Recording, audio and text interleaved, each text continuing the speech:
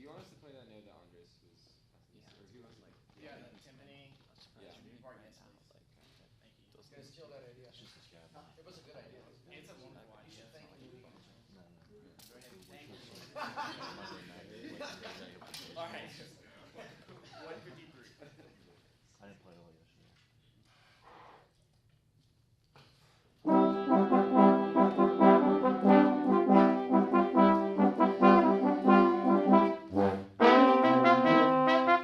Yes.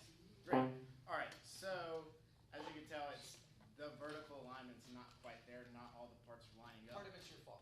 Yes, you're right. You're conducting from the shoulder and the elbow. If you conduct more from the tip, that'll help them to play lighter, and that'll help them to align everything. Okay, let's do that again. Okay, thank you. 153.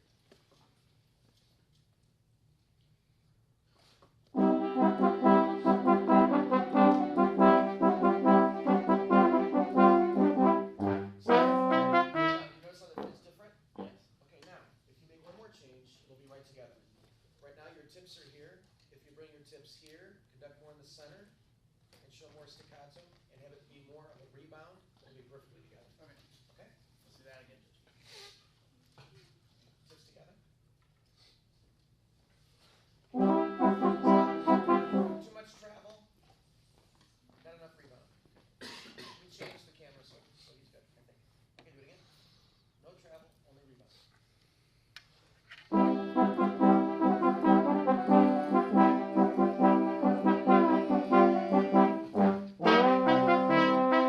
All right. So let's have no melody.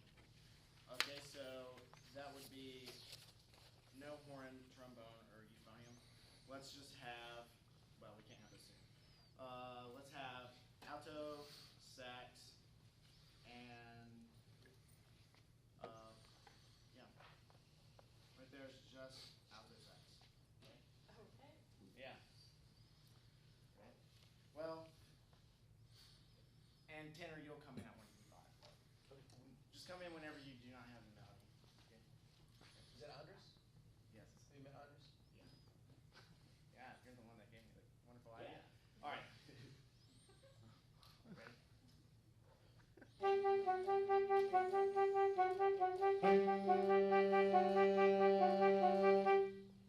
Yeah, okay, that was wonderful. So let's make sure that we can hear that because that's the new idea that's being represented there. And then the clarinets match what she did at 158. Her articulation was wonderful. So yes, match what she does. So let's. So I'm just curious. So is that how you want them to play? Is that what you want? Yes. Okay, so you don't want any phrasing or any feeling of dance or any feeling of accent? Yeah, I mean I do in EQ. Okay. Sometimes telling them to play the meters will help them to think, especially if you're not conducting the meter that they have marked. Which then would go perfectly with the melody, because that's what the melody is doing.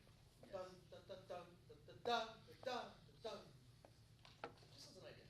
Okay, yes. So make sure. All right. Whenever you have the three. So sing what you want. Okay. It's just quicker. Using the articulations you want them to use. Okay. So da da da da da da da da. This is so hard during the page turn. All right. So da da da da da da da da da da da da da da. Okay, and try that again, and sing it again, and de-emphasize the non-accented notes, and let the accented notes have more of a life. Okay. How you just sang it is how most people would play it. There's not much differentiation between the two. Make sense? Yes. Okay. So da da da da da da da da da da da da da. Okay. That's better. And then, again, rebound, no travel. And that'll help them to play light and short and in time. All right. So let's have everyone at 153 and really bring out that new.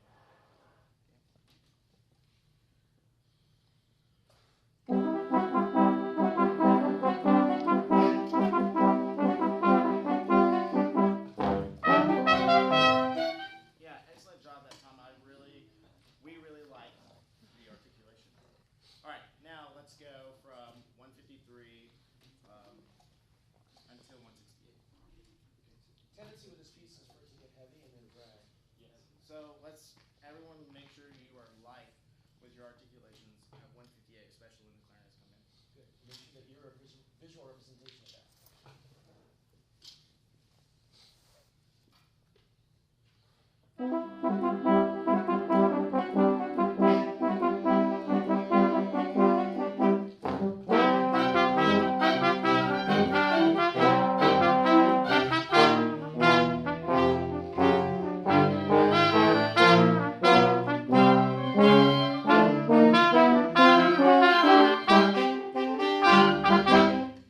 Thanks.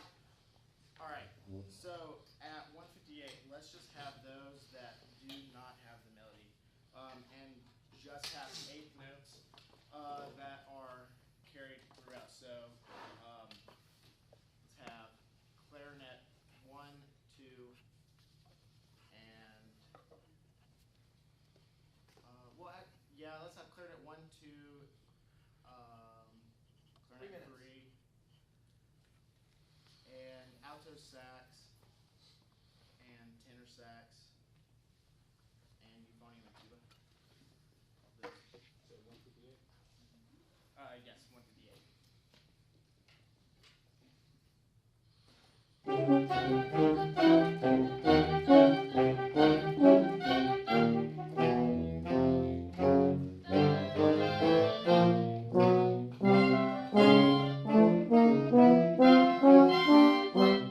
Yes.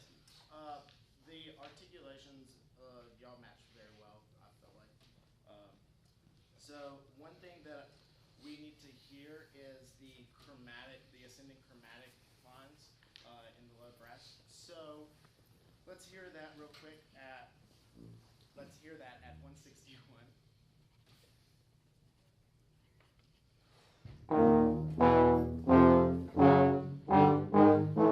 Sorry, let's start that again.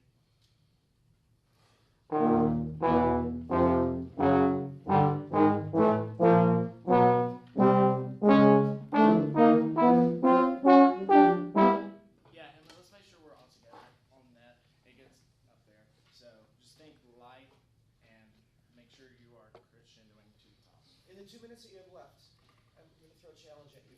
You're doing exactly what you said you were going to do for your focus, which is very good. Okay? So you have an idea and you're following through with your idea. However, it's purely technical. You've never addressed tone, you've never addressed phrase, you've never addressed how this music should feel. Right. So the more you rehearse, what you want to do is solve technical issues through musical means, so we always feel like we're making music, not just having an error detection exercise. I'll just throw that out for your last 1 minute. Okay. All right. So the chromatic ascending, make sure you bring that out. That part. So let's go to 158 and go until 168. Now make sure we're thinking light again and matching articulation.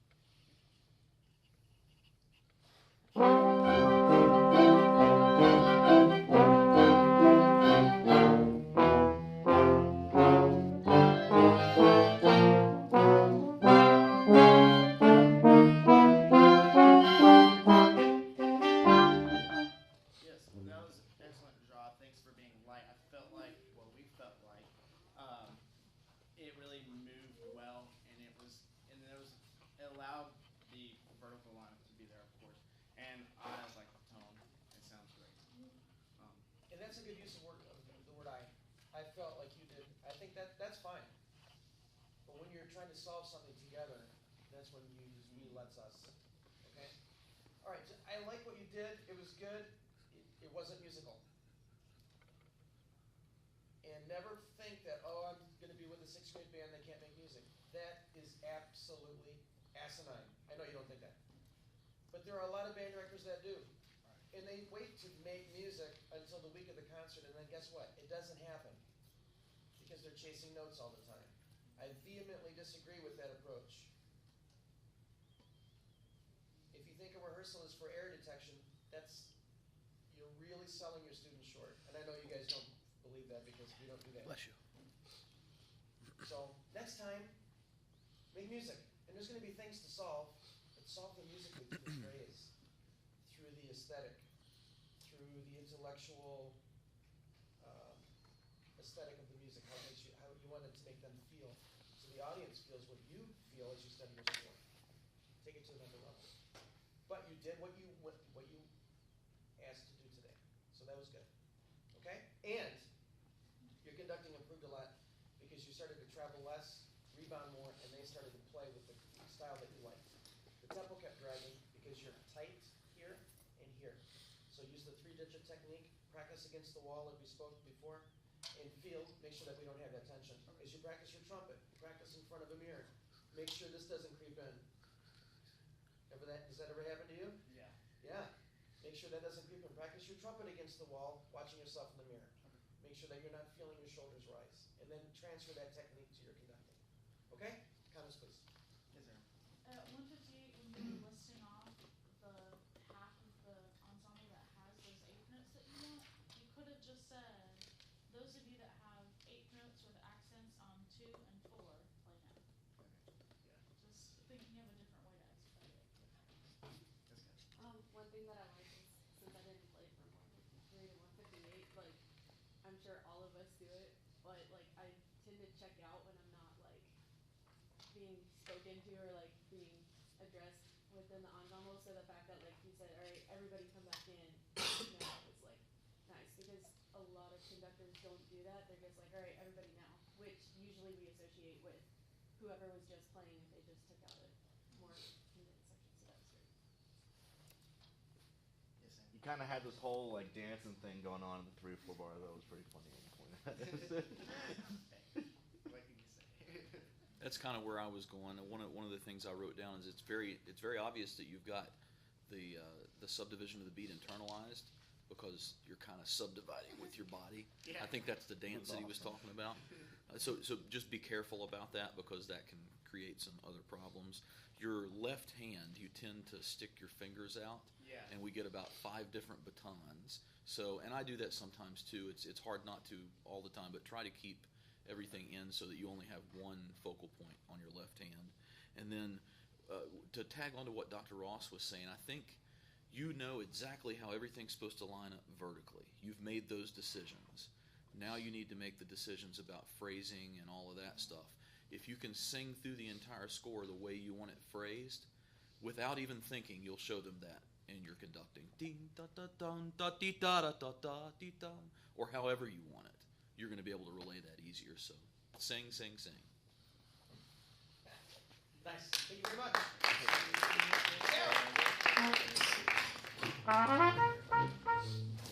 Sweet, I'm everybody. playing the right Not one. that one. I can't remember. Yeah.